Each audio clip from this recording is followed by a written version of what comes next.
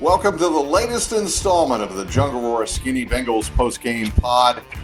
Stop me if you've heard this before. The Bengals get a great performance from Joe Burrow, or at least a very productive one, 3 touchdown passes, and still manage to lose a game at Paycor Stadium in which they score 38 points. It's the 4th time this year, Skinny, that the Bengals have scored 33 points or more in a game and lost that game. The defense gives up 518 yards to the previously very struggling offense of the Pittsburgh Steelers. 44-38 is the final. Here's my first question to you.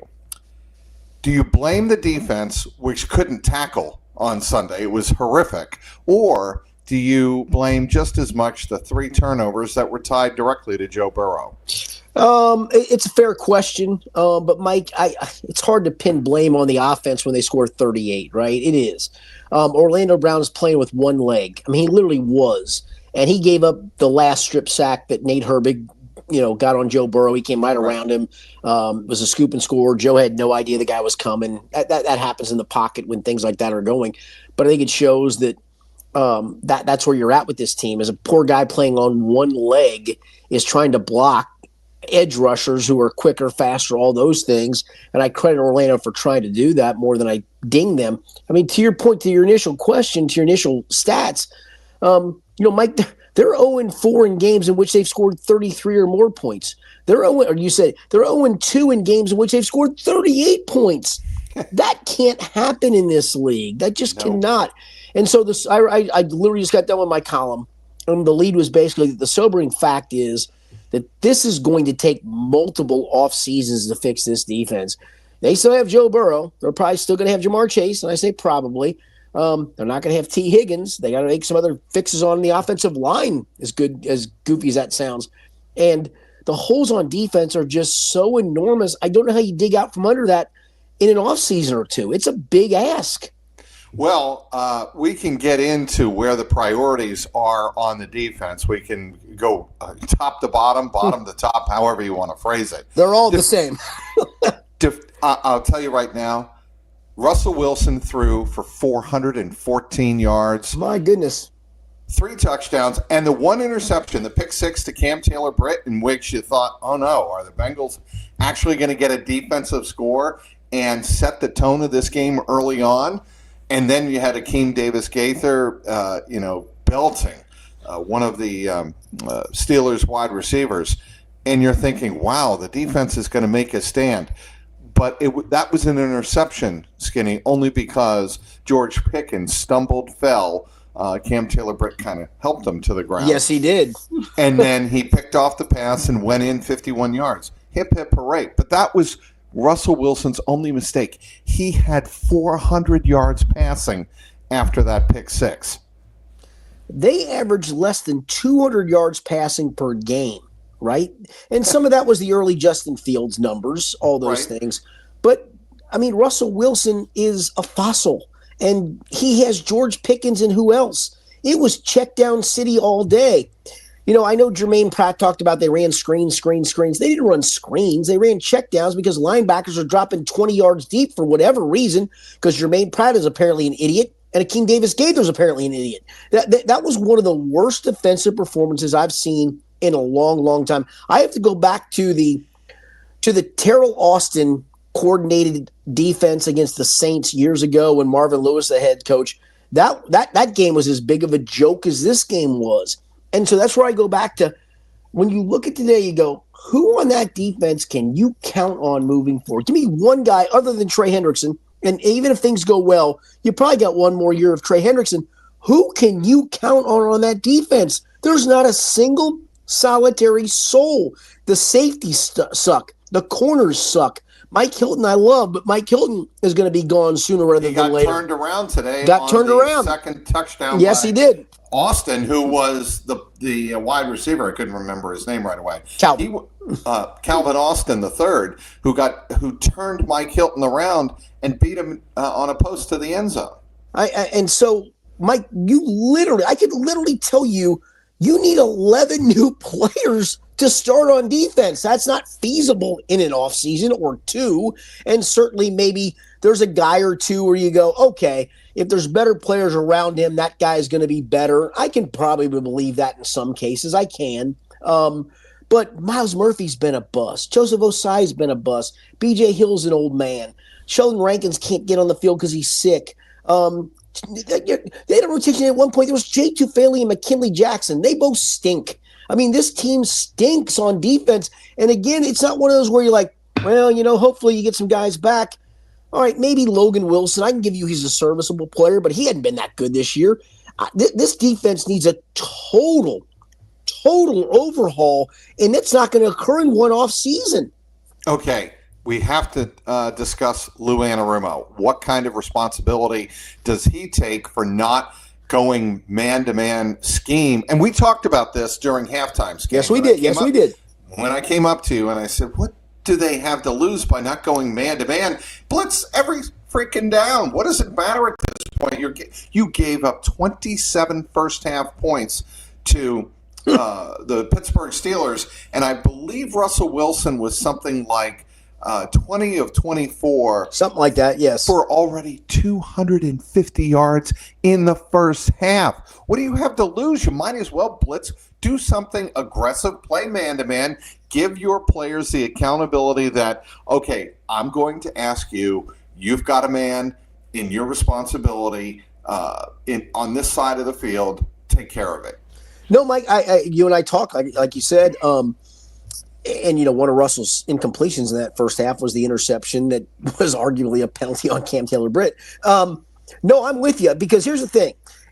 All these games are shootouts, right, at the moment. I mean, every game they play is a shootout. If you want to make it a 56-52 shootout, giddy up. Let's go.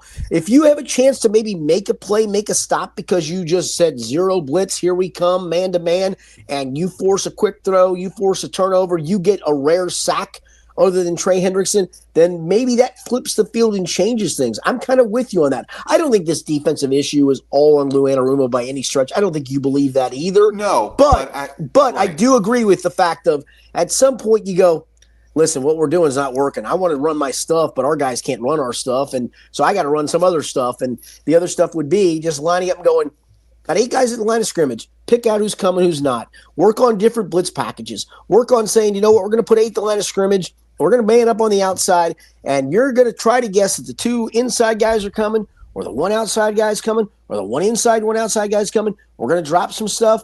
I think it's the only way you can go with this because it's just not a good enough defense to line up and go, we're going to play a 4-2-5, and we're going to rush our 4, and we're going to guard on the outside, and we're going to play some zone, and we're going to make you dink and dunk it down the field. I get his philosophy. I get what he's trying to do. That's great when you have the personnel to do it. You don't. So what do you need to do?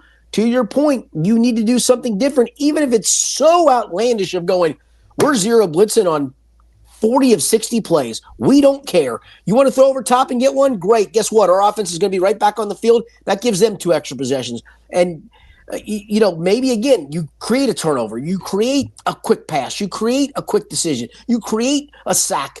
You're not creating anything at the moment, man. No. And look, you covered Mike Zimmer and Paul Guenther. And the thing that both of those coordinators, especially Zim, was renowned for was his ability to bring pressure from different areas. Double A gap. Double A gap. Obviously, he had Geno Atkins. I get that. Yeah. And Domenico Pecco. I totally understand that. He doesn't, Lou Anarumo does not have those kind of dogs in the race that the Bengals are trying to run right now. I understand that. But one of the trademarks of the Zimmer-Guenther schemes, Skinny, was he would rotate the pressure, like you said, and you never knew as a quarterback where it was coming from. He'd show it from one area and then bring it from another. He'd disguise, but there would always be pressure on every single play, extra pressure. And it was up to the quarterback to decipher. What happens when you force the quarterback to make that decision? It makes him take usually an extra half second to maybe even, if you're lucky, a full second, second and a half to decipher what he is seeing. And that can be the difference between a tip pass, an interception, and a completion far downfield. The other point I want to bring up here, Skinny, is the dink and dunk defense that Lou is relying on right now is great if you have players to keep the actual plays and ball in front of you like it's designed to freaking do. Oh, you mean rally and tackle, Mike? But they are not pursuing to the football. I saw twice today Geno Stone say something to Mike Hilton, and it looked like to me, at least on live action and one replay, like Geno was over pursuing the ball, and then Najee Harris cut backside on him. The middle of the field was wide open, Geno. Wide open. You can't have that. And the whole point of the dink and dunk is, okay, let them have the completion, but force Russell to complete 7 to 8, 10 passes down the field if he's going to do that. And we are going to bet that Russell Wilson at this stage of his career with this particular offense can't do that. No, and Geno Stone's tackling performance today was one of the most embarrassing I've ever watched. Maybe they have stats that are different than what my eyeballs showed me. I tweeted it out, and I don't like to do this. I really don't. I think at one point I tweeted out, Geno Stone's tackling performance today is literally a highlight reel of how not to tackle. It was so bad. And to your point, if you're going to allow the checkdowns, that's fine in theory, but you got to rally to tackle. How many times did they rally to tackle and a guy would just step away from it and go for another 7, 8, 10 yards? I felt like there was a point where Russell Wilson had like 6 air yards on a drive where he dunked it twice to Najee Harris, and then one Najee came up lame, and he actually, to his credit, came back in the game. And then a screen to George Pickens on the outside that he went for touchdowns. It felt like there was like 6 air yards and probably 70 real yards on 6 air yards, because you know why? You couldn't tackle. And I couldn't believe players after the game and Zach Taylor after the game talked about, I thought our tackling was fine. If you thought your tackling was fine, then maybe there's your issue right there. Maybe there's the real issue. Hey everybody, it's Trags, Mike Petralia, host of the Jungle Roar and Code Reds podcast on CLNS Media.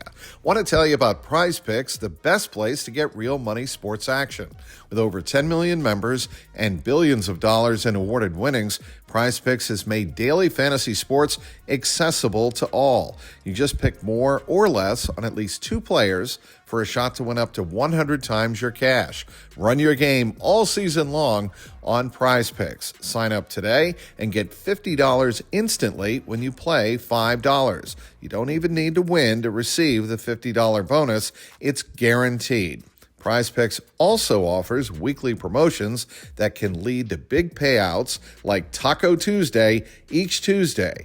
Prize Picks discounts select player projections up to 25% to provide even more value for your lineups. Think James Cook will get more than 60 yards next week? How about Joe Burrow passing for more than 1.5 touchdowns? Cook up hot takes with your friends and win real money this football season when you and your crew run your game on Prize Picks. Prize Picks is the best way to win real money this football season. Which players are going to go off? Which ones aren't? Make your picks in less than 60 seconds and turn your sports opinions into real money all season long on Prize Picks. Download the app today and use the code CLNS to get $50 instantly after you play your first $5 lineup. Again, download the app today and use that code CLNS to get $50 instantly after you play your first $5 lineup. Prize Picks, run your game. I was in the scrum with Jermaine Pratt, and 3 different times the questions were asked. Oh, yeah. Kelsey Conway, and I believe, Paul Dana Jr. was in that scrum as well. And we asked and tried to ask in different ways. Paul Dana asked about, what did you think of the tackling, point blank? Well, I thought it was good. I thought that Russell Wilson just got the ball out fast. Yeah, screen. Just got the ball out fast. It has nothing to do with your ability to tackle the guy once he catches the ball and heads upfield. I asked, okay, if he's getting the ball out quickly, are you perhaps out of position? Are multiple guys on your defense out of position if you're not around the ball? He's like, just getting the ball out fast. And then it was Kelsey who said, well, there's got to be some answer for all of these plays and yardage after the catch when he's getting the ball out fast. And Jermaine was like, well, no, he's just getting the ball out fast and they're making plays and they get paid too. I'm like, okay, read the room, Jermaine. You gave up 518 yards to the Pittsburgh Steelers. Now, in his defense, he is probably, that's his way perhaps of not throwing everybody under the bus. Sure. And it sounds better than pointing fingers after the game. It does sound better in that regard.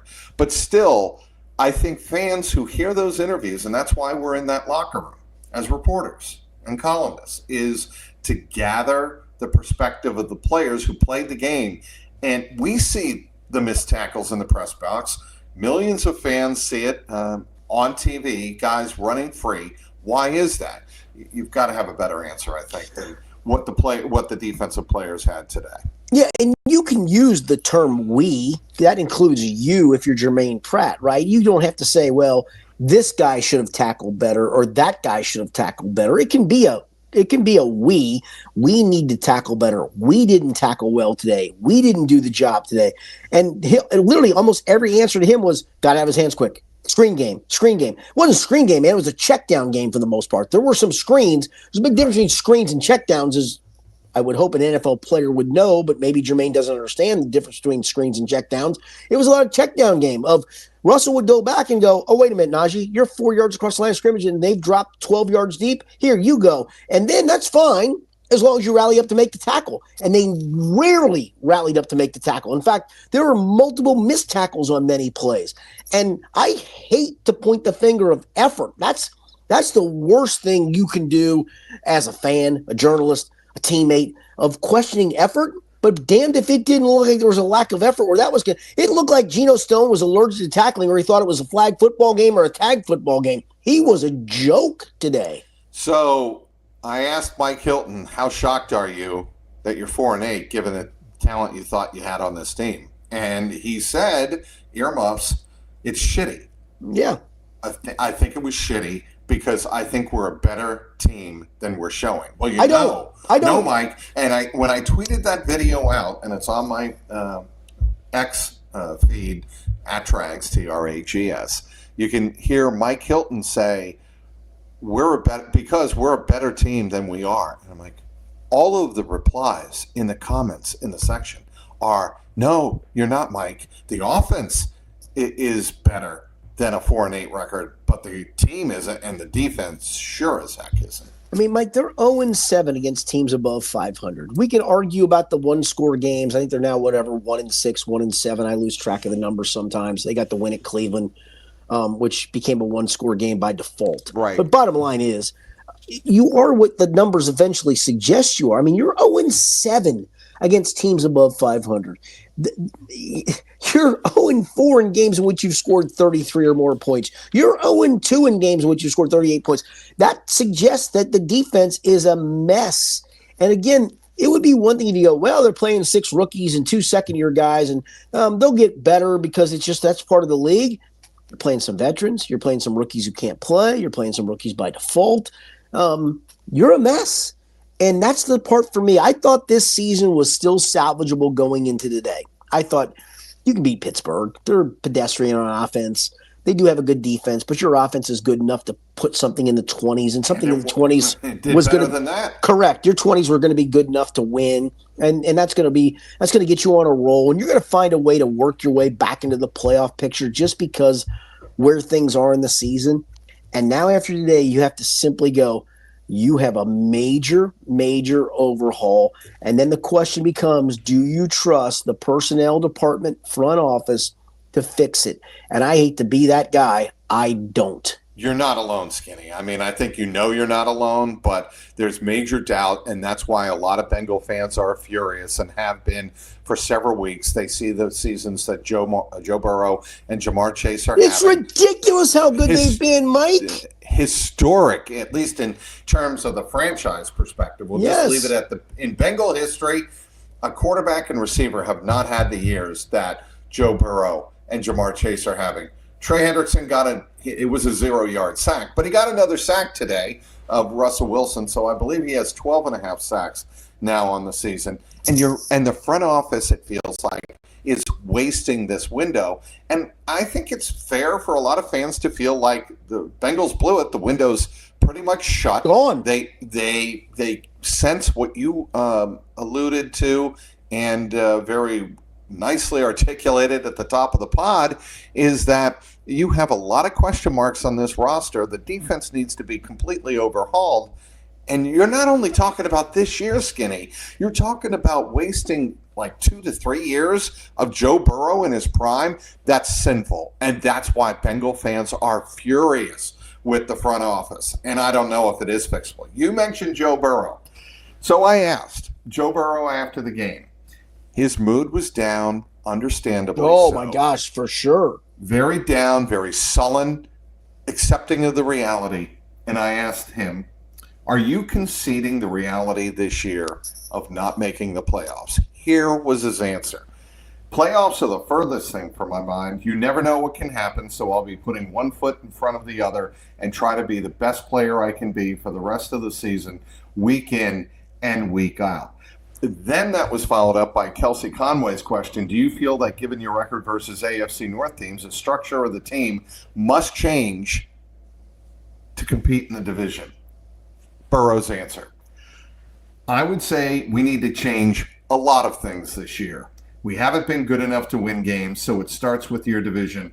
We have to do a better job. Okay, Skinny. Skinny, the therapist, interpret that from Joe Burrow. No, I think it's him trying not to roll everybody under the bus by really saying to the front office, guys, it's on you to fix this, and you have to find a way to fix this. And if you can't fix this, we're not moving forward. And, here's the other part, Mike, and I don't want to jump to there, but I'm going to have to jump to there. I mean, you've wasted a healthy Joe Burrow year. How many healthy Joe Burrow years have there been, or are there going to be? I mean, maybe hopefully for the rest of his career, he never misses a game. It's not feasible. It's not the league, but hopefully he never misses a game, and that's fine. But you've wasted a healthy Joe Burrow year, not just a Joe Burrow great year, a healthy Joe Burrow great year. You've wasted a Jamar Chase great year. You've wasted the last year of T. Higgins, and some of this T has been in and out of the lineup, which we know. You've wasted, from what Dan Pitcher has told us, arguably the best year of Orlando Brown's career when he was healthy. And he wasn't healthy today, and it cost him today. But before that, he was playing great football. You've wasted some really good guys, great guys, really good years. And that's the part to me that's really distressing of, okay, so maybe you do find a way in the next 2 years to fix the defense. Can you guarantee me Joe Burrow's playing 34 regular season games the next 2 years? If you can, great, but you can't guarantee Not it. at the rate he's taking hits. Skinny. Correct, correct. And you can say that about any NFL quarterback that steps on the field. The reason it's more alarming and urgent with Joe Burrow is he's taking 10 to 14 hits every single heavy hits. And some of that's not a single time. Yeah, and some of that's not a product of the offensive line. Some of that's not like the one sack he took in the red zone today. People are going to go, "Oh, they got sacked." Well, he held the ball for 8 seconds, which I get. He's looking to make a play. He doesn't care because it's going to be sacked and you're still in field goal range. So some of those things aren't completely on the offensive line, as you know. I know you know that. I'm just want fans to understand that, he got sacked this many times. Well, one of the sacks clearly was Joe holding the ball too long. But the other one of those sacks, Nate Herbeck's strip sack, was poor Orlando Brown's playing on one leg. I mean, there were 2 plays prior to that, Mike. I don't know if you noticed or not. They ran a toss sweep to Chase Brown, and he's trying to be a lead blocker, and he's literally limping on one leg. And I turned to Paul and I went, get him out. This is ridiculous. The poor guy's playing on one. Just get him out. This is not fair to him or anybody else. God love Orlando for being a gamer to try it, but those things add up in a season, right? I mean, I can't believe, Mike, we are here 2 years removed from a AFC Championship close loss in Kansas City a year after they went to the Super Bowl. It's crazy to think they're here, but the missteps that this front office has taken along the way have cost them so dearly. Mike Petralia, Trags here, host of the Jungle Roar and Code Reds podcast on CLNS Media. Want to take time out to tell you about a great ticket app called Game Time. Now, recently, a friend of mine and I were out in LA covering the Bengals and Chargers, and the day before, USC was playing at home against Nebraska. I'd never seen a game at the LA Coliseum. It was on my bucket list, so we said to each other, how do we get tickets? Well, easy enough. We opened up the Game Time app on my phone and found 2 great tickets at great prices. Later that night, it turned out we wanted to take in a show in LA. What did we do for the concert? Well, again, pretty easy. Open up the Game Time app and we found great prices for the seats we were looking for and made the show as well. Now, Game Time has a new feature called Game Time Picks, making getting tickets to see your favorite teams play live even easier. Game Time Picks filters out the fluff to show you only incredible deals on great seats, so you don't have to waste time searching through thousands of tickets. Game Time has curated deals to make it easier to find the best price on great seats, seat views before you buy, lowest price guarantee, event cancellation protection, and job loss protection. Your purchase is covered with the most flexible customer service policy in the ticketing industry. Download the Game Time app, create an account, and use the code CLNS for $20 off your first purchase. Terms apply. Again, create an account and redeem the code CLNS for $20 off. Download Game Time today. What time is it? Game time. Okay. We note there that Joe Burrow obviously is calling out things have to change. He's referring to the front office and the coaching staff. That's safe to assume. Correct. Right there. He has also got his eyes and ears open for his teammates in the locker room. I want to read you this quote. I remember it. I know where you're going with this. This is a great one. I think we'll learn a lot about who we have in the locker room, the guys we can count on going forward, and the guys we can't. The next 6 weeks will say a lot about who we can count on and who we can't. Boom. End of story. That's Joe Burrow telling you you're either with us or get the hell out of the way. And he's obviously not going to name names, okay? We understand that. But if I watch that game today, I think I know who he's talking about. I know some of them I think he's talking about, but does the front office understand that? Or does That's where, let me jump in here. Yeah, Skinny. sure. He needs, in no uncertain terms, to let Mike Brown know, Katie Blackburn know, Troy Blackburn know. He needs to let everyone in the front office know. He needs to let Zach, Duke, everyone.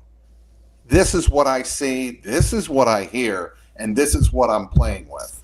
Okay. Period. So that's a great point. So let me give you not a counterpoint to that, but an addendum to that. What if the front office looks at him and goes, shut up, man, you got paid. Walk away. And then he can say, okay, well, that's my fear. That's my fear, Mike, is they just go, we got this, dude. You got paid. Just go do you. You go do you. Well, I fear that. Okay, and if I'm Joe Burrow and I'm putting my career, I don't care how much I got paid. If I'm putting my career on the line, then I'd start dropping subtle hints. And, I don't pull a Carson Palmer. I don't do it as That was pretty overt. That was overt. That was overt. Yeah. That was public. We all know. And as you have told me on this very Jungle Roar Skinny Bengals postgame pod before, several weeks ago, that Carson Palmer did not get paid. Joe Burrow has gotten his money. There's a big difference between the two. Sure. No question. But there's a part of me, because we've heard more inside stuff lately from other players.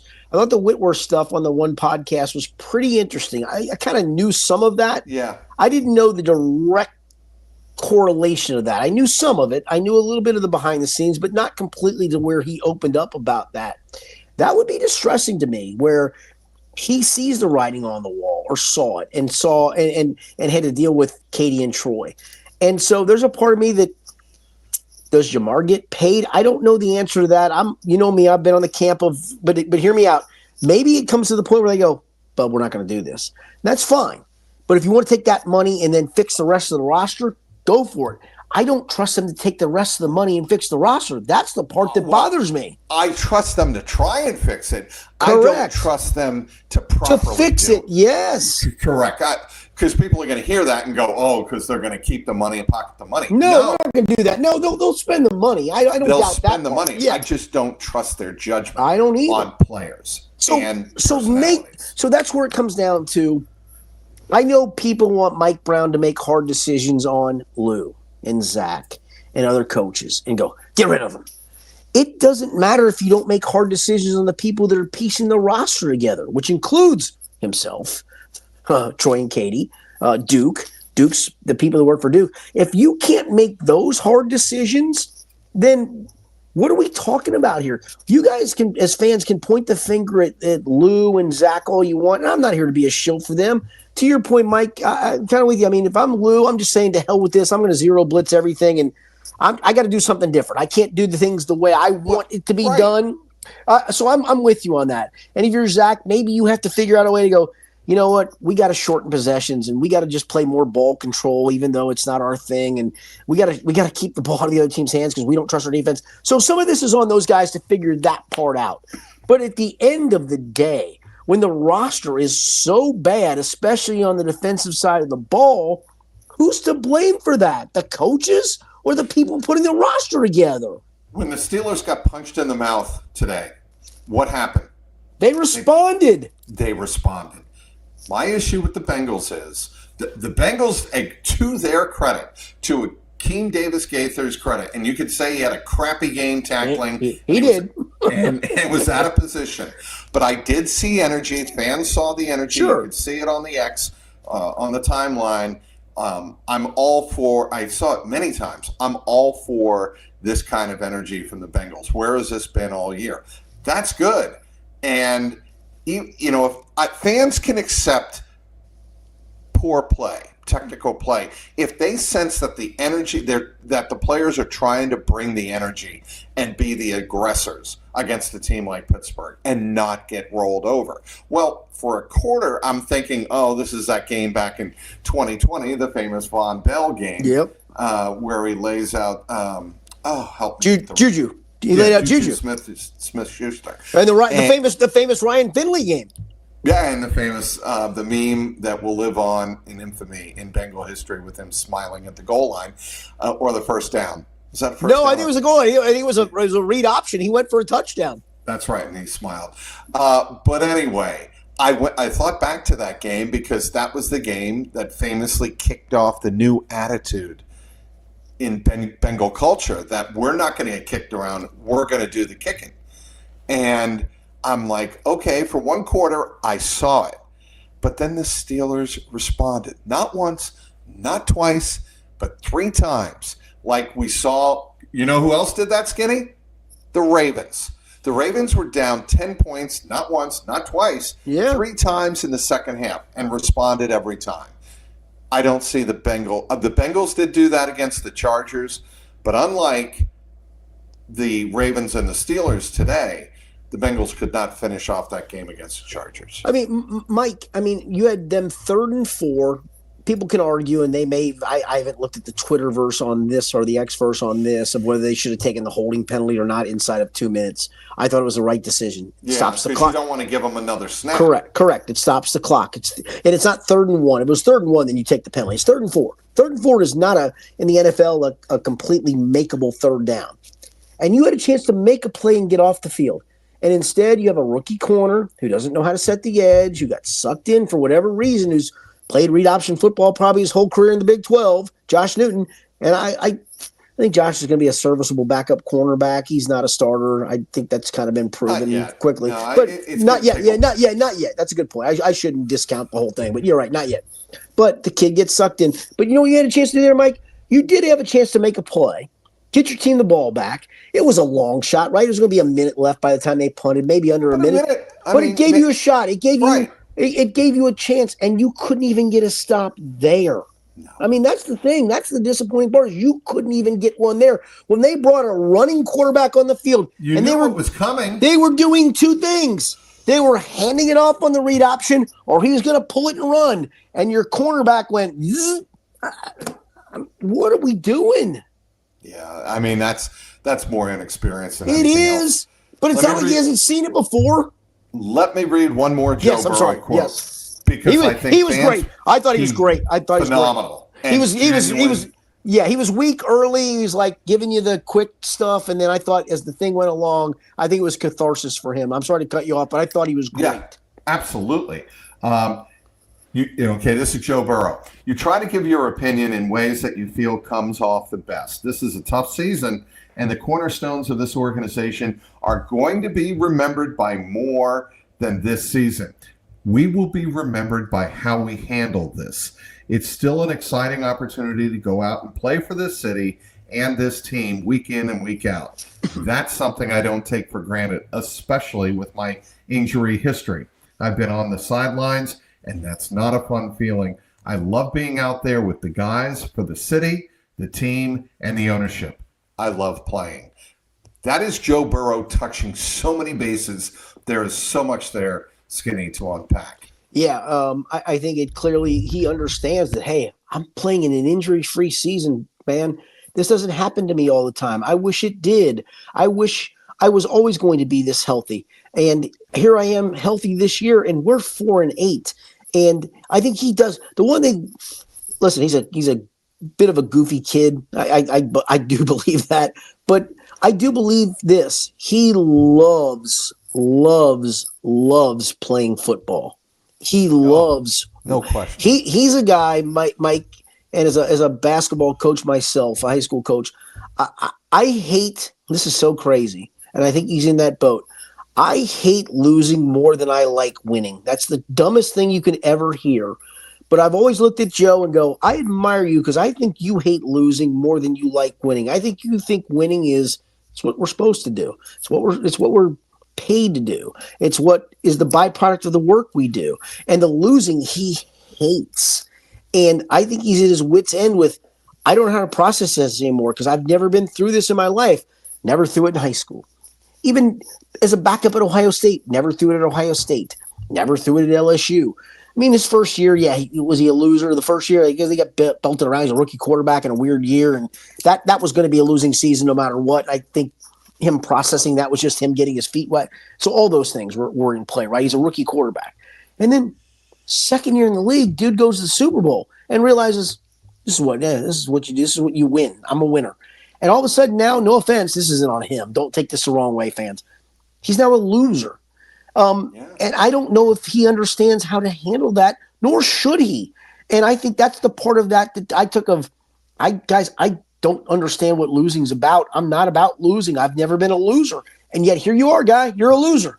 I'm going to give you two analogies. Yep. And I was walking out of Paycor Stadium after the game today, and I thought to myself, two Dans. Dan Fouts, Eric Coryell, Dan Marino, the 80s Dolphins. Yep. And it has eerie overtones. Great call. That remind me of those two quarterbacks, Hall of Fame quarterbacks. Obviously, Joe Burrow, he's very young in his career. He's getting there, Hall though. of Fame, Yes. Hall of Fame talent. Anybody who has a pair of eyes can see that. Anybody who has a pair of eyes and has watched football like we have knows that Joe Burrow is a special type of NFL quarterback. Those two quarterbacks didn't have defenses.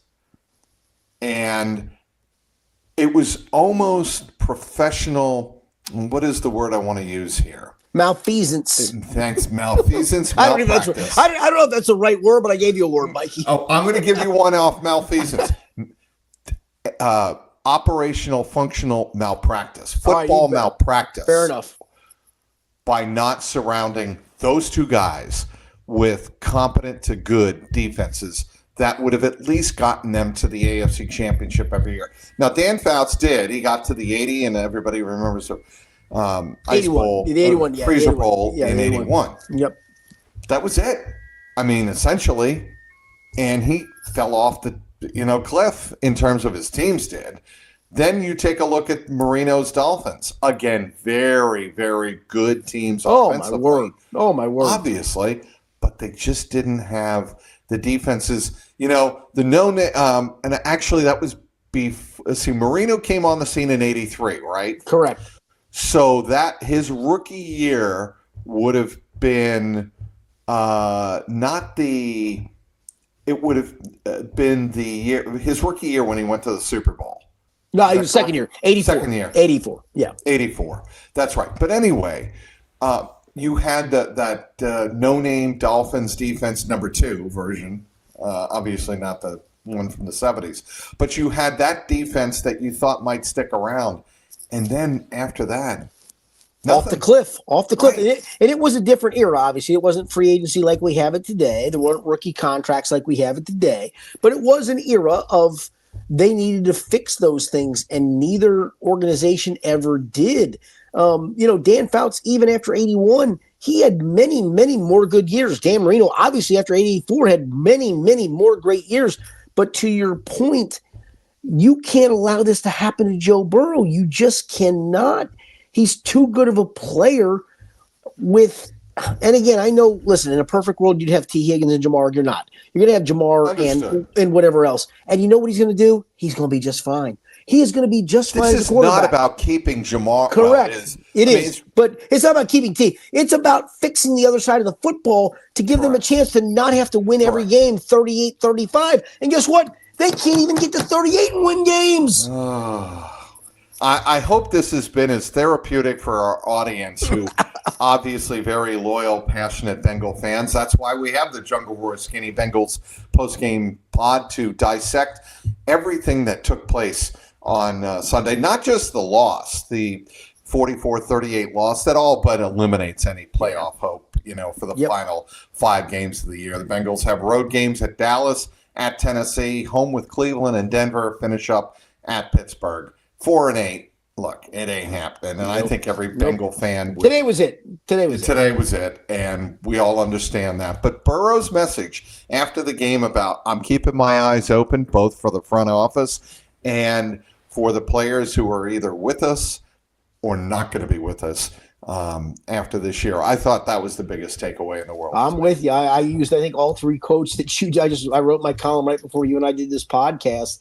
And I think I used all 3 quotes because I thought they were all poignant. I thought he was really good because, initially I'm like, okay, Joe, you're going to give quick answers, and I get you're frustrated. But, man, as it went on, I think he decided to say, you know what, I'm opening this up, and I'm just going to give what I feel and where I think this needs to go. And if people in the front office and in this organization listen, and if they don't, they don't. But I'm going to give where I'm at. And I thought he was great. All right, what you working on, Skinny? That's it. I just got done with my column, Mike, along those lines of how sobering today's loss was, not just because it put a fork in the season, but because it literally showed that you've got a couple of seasons, off seasons, to overhaul this defense. It's not going to just take one off season, in my opinion, Mike. It's going to be a couple. Can Joe Burrow keep you in games in the meantime? Yeah, probably. But I think we're probably faced with more of this if you don't go find a way to fix this defense. And I'm not sure I've got a lot of faith in the front office to go do it. All right, he is Richard Skinner, Local 12 Skinny on the X. You can follow him, of course, on local12.com. Be sure to follow all of his Bengals coverage there. Tremendous stuff, as always. I will have my column up on CLNS Cincy with a Y.com. My game recap and takeaways already up there with a post-game video from the frigid Arctic turf of Paycor Stadium. It was cold. It was cold. How about this, Skinny? I said, the cold, hard facts and the cold, hard truth hit the Bengals and Joe Burrow in the face today. That's why you're the best. By the way, I want people to know this. Mike was in the greater Los Angeles area yesterday, literally yesterday, for a wedding. Tell people who the wedding was for, A, and B, your commitment to your job. I made fun of you today, as you know, because I like to make fun of you because you're a make it easy. You do. You make it easy. You're a great punching bag. But your commitment to your job to do what you did to get back to cover this game, I want people to know that because, trust me, I don't impress easy, Mike. I'm impressed with what you did because I know the sacrifice you made. So tell people where you were and what you did to come back. Well, my lovely Deborah Ann, her oldest daughter was getting married and got married yesterday in a phenomenal ceremony back in the LA area. So had to go where the Bengals were just 2 weeks ago. Flew out there on Wednesday. Katie and Paul Moon just got married in Palisades.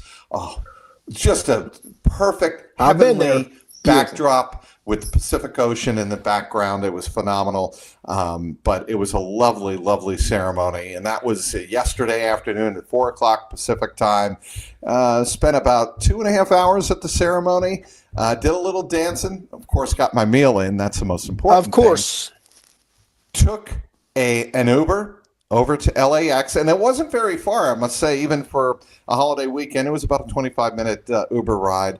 Then got on the red eye at 10:10 back to Cincinnati, and got an hour of nap back here at the Manse in northeastern Cincinnati, and then made my way back down at 9 a.m. to cover the Bengals and Steelers. You're amazing. You are ridiculous and amazing. It kills me. It was great, though, and good for you. So Joe Burrow loves football. I love to cover football. I know you do. People like Skinny. Absolutely. I know you do, for sure, Mike. It's great stuff. All right, so that will wrap it up for this Jungle Roar Skinny Bengals postgame pod following a Steelers 44-38 win. By the way, I did not mention this, Skinny. It was the highest scoring affair between these two teams in the long history of the rivalry, which today was the 110th meeting between the two old AFC rivals. At no time had 82 points ever been scored. The previous high was 80. Remember the game? 80, remember that? It's a classic. Bengals were up 31-13. Was it I was saying, you said 19. I remember the 19. I was going to say the game where they scored the screen pass at the end of Martavius Bryant. I believe. that was later in the 2000s. Okay, no, give it to me. I'll lay this. I love this stuff. 1995 Riverfront Stadium. The Bengals led 31-13 early in the third quarter, and the Steelers scored the next. I want to get the math right. 36 points. Was that 49-31? Was that a Neil O'Donnell or a what's his name Stewart game? Cordell Stewart. Cordell Stewart game. Yes. Wow. I was saying I'm going to guess between 74 and 77. They might not have scored 80 points combined. In No. the matchups. No. I absolutely, but I just thought nobody expected there to be 82 points scored today, and that Legit you never point. know. That's why you play the game, Skinny. Indeed. All right, we got to wrap it up here. Yep, for sure. He's Richard Skinner. Skinny, get his stuff at local12.com. I'm Mike Petralia. Trags, follow me on the X at Trags, Trags, as well as the YouTube page, youtube.com/@JungleRoarPod. Until next week when the Bengals play the Cowboys on Monday night, he's Richard Skinner. I'm Mike Petralia. Thanks for watching.